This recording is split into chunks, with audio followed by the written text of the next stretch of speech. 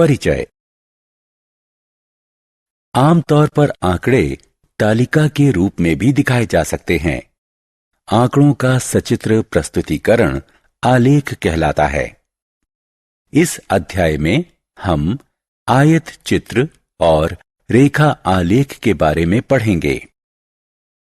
आलेख को अच्छी तरह से समझाने के लिए समाचार चैनल और पत्रिकाएं आलेख का उपयोग करती हैं। आलेख से बड़ी आसानी से समझा जा सकता है। ये पाई चार्ट है जिसमें एक पत्रिका की दुनिया भर के विभिन्न देशों में बिक्री की तुलना की गई है। इस तरह हम देखते हैं कि आलेख हमारे जीवन में कितनी अहम भूमिका निभाते हैं। उद्देश्य।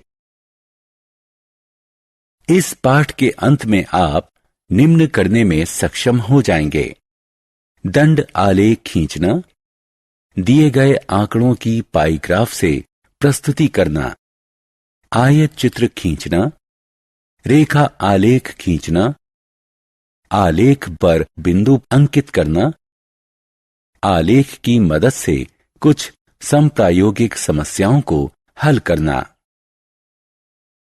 आलेख प्रस्तुति। दंड आलेख।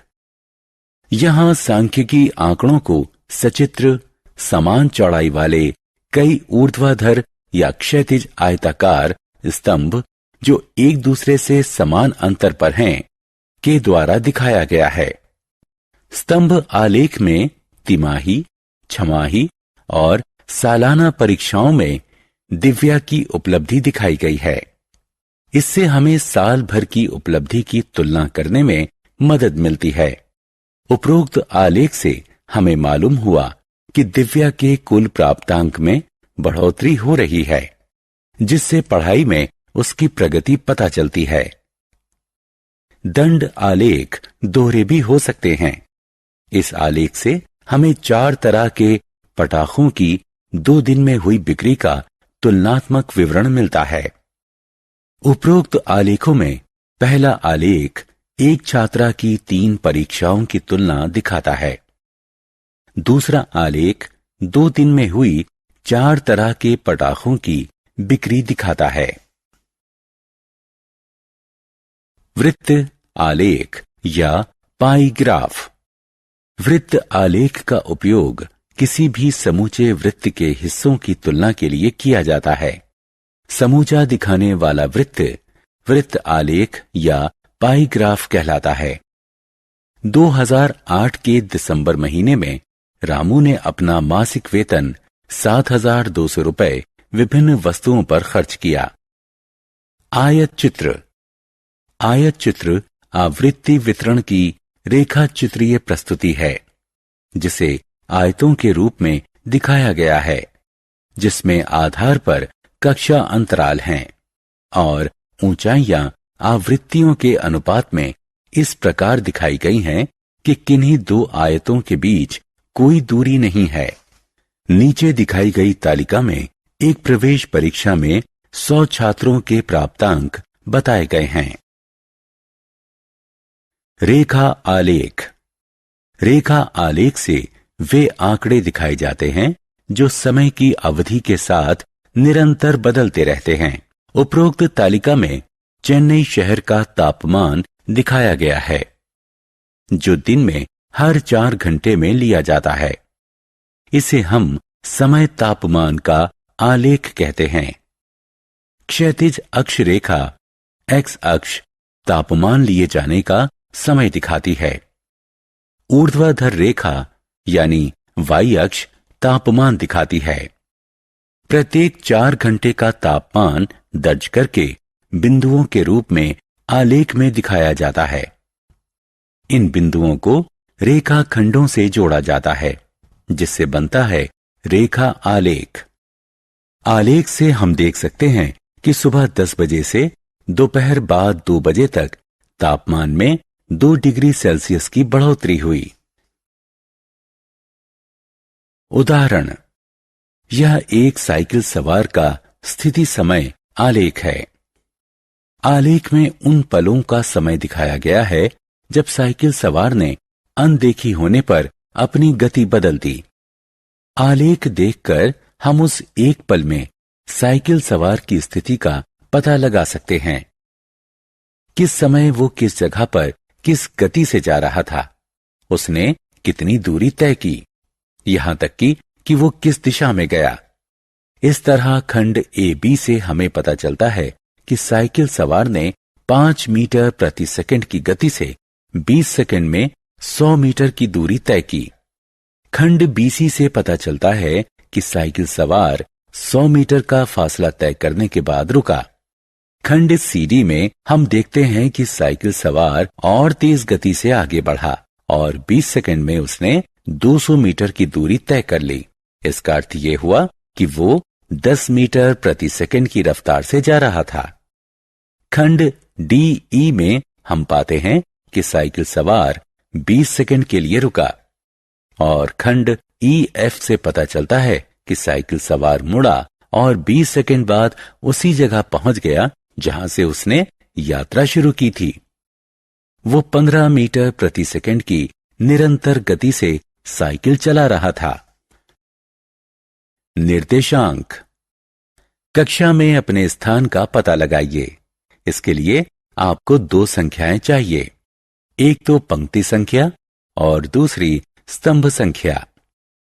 उदाहरणार्थ 3, 2 यानी एक आलेख पर बाएं किनारे से 3 इकाइयां और नीचे के किनारे से 2 इकाइयों पर अंकित हैं।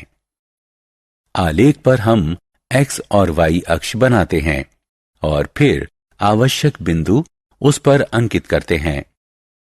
3 कहलाएगा बिंदु का x निर्देशांक, 1, 2 है बिंदु का y निर्देशांक। हम कहेंगे बिंदु के निर्देशांक हैं 3, 2। हमेशा पहली संख्या x निर्देशांक को दर्शित करती है और दूसरी संख्या y निर्देशांक को। उदाहरण, आलेख शीट पर बिंदु 4, 5 अंकित करें। क्या ये 5, 4 के समान ही है? हल, एक्स वाई अक्ष का पता लगाएं।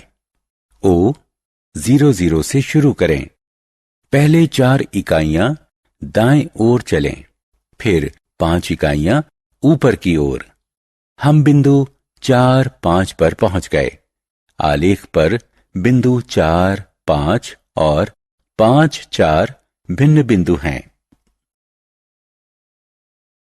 रेखा आलेख। एक आलेख में जो कि अंकित बिंदुओं को एक रेखा में मिलाते हुए तैयार किया जाता है, रैखिक आलेख कहलाता है। अनुप्रायोगिक समस्याएं। दैनिक जीवन में हम सुनते रहते हैं कि विश्व में ईंधन की कीमतें बढ़ने से पेट्रोल की कीमत बढ़ जाती है। अगर पेट्रोल का उपयोग कम किया जाए तो बिल की राशि भी कम रहेगी। इसका अर्थ हुआ कि एक मात्रा का दूसरी मात्रा पर असर पड़ता है। पेट्रोल का बिल पेट्रोल की मात्रा पर निर्भर है।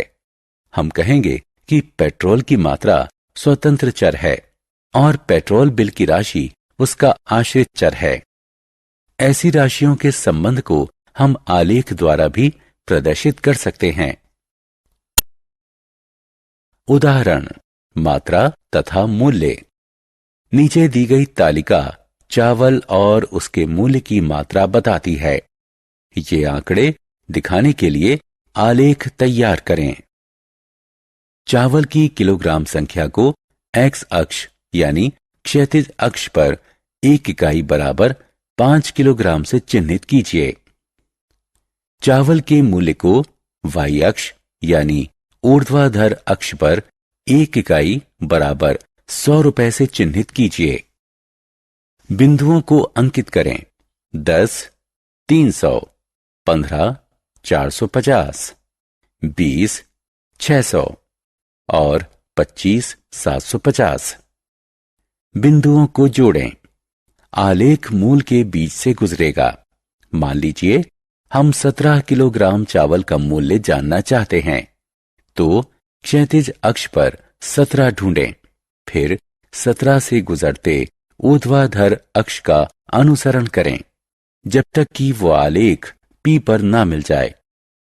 P से एक क्षैतिज रेखा लें और 475 पर ऊर्ध्वाधर अक्ष से जोड़ दें। ये मिलन बिंदु 17,475 आपका उत्तर है। ये एक ऐसी परिस्थिति का आलेख है जिसमें दो राशियां समानुपात में हैं। ये आलेख हमेशा रैखिक ही होगा। उदाहरण, मूल और साधारण ब्याज। एक बैंक वरिष्ठ नागरिकों को उनकी जमा राशि पर 11% साधारण ब्याज देता है। जमा राशि और उस पर अर्जित ब्याज के बीच संबंध दिखाने वाला आलेख बनाएं। 500 रुपए के निवेश पर मिलने वाला वार्षिक ब्याज। 88 रुपए वार्षिक साधारण ब्याज अर्जित करने के लिए आपको कितना निवेश करना होगा? हल। क्षैतिज अक्ष पर रुपए का निवेश x में अंकित करें। यहां 1 इकाई बराबर 100 रुपए है। ऊर्ध्वाधर अक्ष पर ब्याज के रुपए को y अंकित करें। यहां 1 इकाई बराबर 10 रुपए है। बिंदु 555, 666, 777, 888, 999, 1110 अंकित करें।